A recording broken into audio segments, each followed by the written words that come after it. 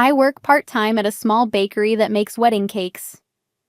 My job is to help customers choose their cake flavors and designs. One morning, a couple had an appointment at 8:30 a.m., but they arrived early, at 7:45 a.m. They brought an older woman with them, who seemed unhappy from the start. We were already busy with the morning rush, but my boss told me to help them. The bride was kind and excited about picking a cake. The older woman, her future mother-in-law, sighed loudly and walked outside for a smoke. That's when I knew this wouldn't be easy. The couple quickly picked 5 cake designs they liked, but the mother-in-law didn't approve of any. This one is too fancy. This one is too simple. This one is too big.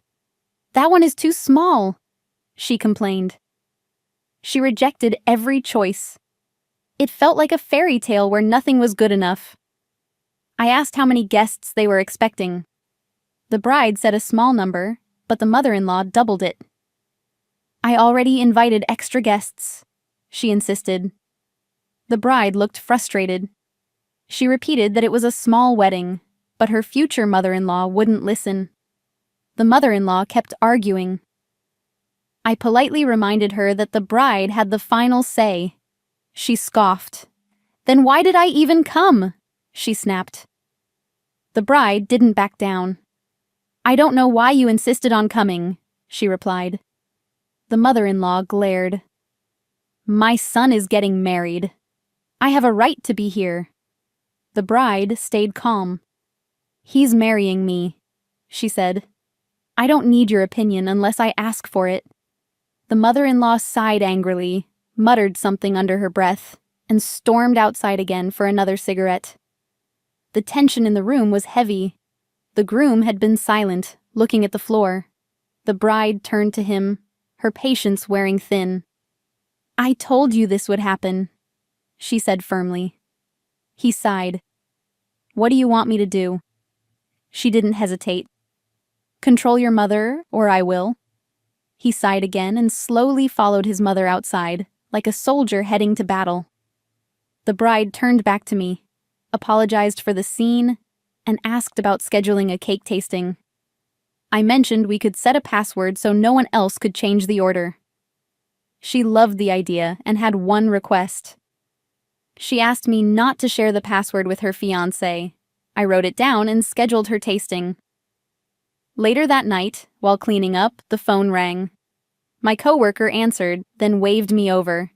It was about a wedding cake. I was exhausted, but I took the call. Hi, this is the bride-to-be. I need to change my cake order, the caller said. My stomach dropped. I knew that voice. It was the mother-in-law. I stayed calm and asked for her passcode. Oh, I forgot it, she said casually. I wasn't surprised. Sorry, ma'am. I can't make changes without it. She grew annoyed. Just tell me the appointment time then. I refused. We take privacy seriously. You'll have to visit with ID. She scoffed and hung up. The next day, I followed bakery rules and called the bride to confirm. Wait, what? She asked. I never called you. I reassured her that no changes had been made. She was furious. I knew she'd try this, she fumed. She asked me to note in her file that she wouldn't approve any changes over the phone. We both knew her mother-in-law wasn't giving up. This was just the beginning. A few days later, while I was helping customers, I heard a familiar voice yelling. I turned and saw the mother-in-law arguing with my young coworker, who looked close to tears. The mother-in-law demanded changes to the cake order. I don't have my ID, just do it, she snapped. My coworker nervously explained she couldn't. The mother-in-law rolled her eyes. Ugh, you people are so useless. She turned to the other customers. Can you believe this service? I stepped in. Ma'am, without an ID or passcode, we cannot change the order. She huffed and stomped out of the bakery. That night, I flagged the bride's account and informed my manager. But the mother-in-law wasn't done. She kept calling, hoping to trick different employees. One night, I was working alone at 3 a.m. The bakery was dark except for the kitchen light. Suddenly, the phone rang. I ignored it. It rang again, and again. Then I saw movement outside. My heart pounded. Someone was standing right outside the front window. The phone rang once more. I answered, and my blood turned cold. "I can see you," the mother-in-law whispered. I hung up, locked the doors, and called my manager. By the time my manager arrived, she was gone. But cigarette butts outside showed she had been waiting there for hours. The bride was horrified when I told her. My manager tightened security, and the owner warned that if the mother-in-law returned, we'd call the police. The bride and groom had a serious talk. The fiancé finally agreed to cut his mother out of the planning. But just when we thought it was over, the mother-in-law's calls doubled. She even had someone else try to place an order under the bride's name. She refused to give up. At the cake tasting, the bride looked exhausted. "She won't stop," she sighed. The groom was struggling too. He loved his mother, but he finally saw how controlling she was. The bride, sick of everything, made a decision. "If she comes, I won't be there." The groom hesitated, but he agreed. His mother was uninvited. The mother-in-law was furious.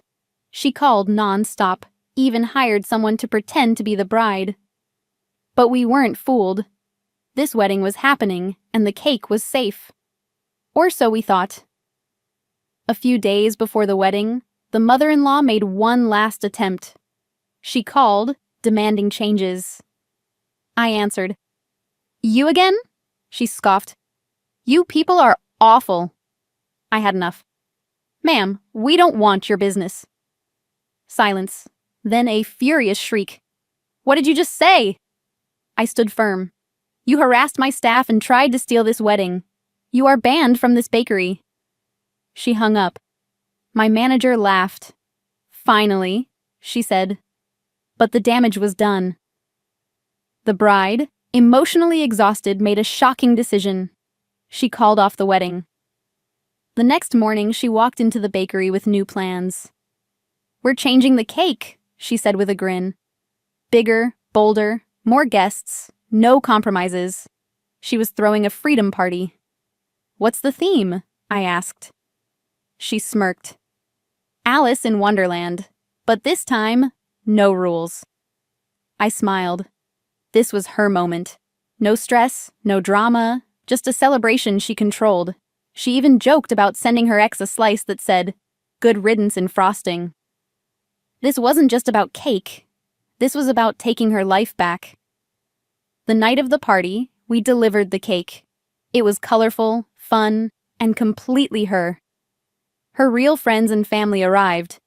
The people she actually wanted at her wedding. And best of all, security at the door. The mother-in-law, of course, tried to crash the party. She argued, begged, even called her son. But it didn't work. He wasn't invited either. This wasn't their day. It was hers. As the party ended, the bride stood up, holding her drink high. "To bad decisions," she said, grinning, "and to the freedom of making better ones." The crowd cheered. She was free. The bakery returned to normal, but we never forgot the story of the wedding cake disaster.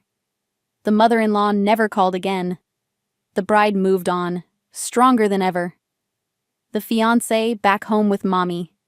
And the cake? It was the sweetest victory of all.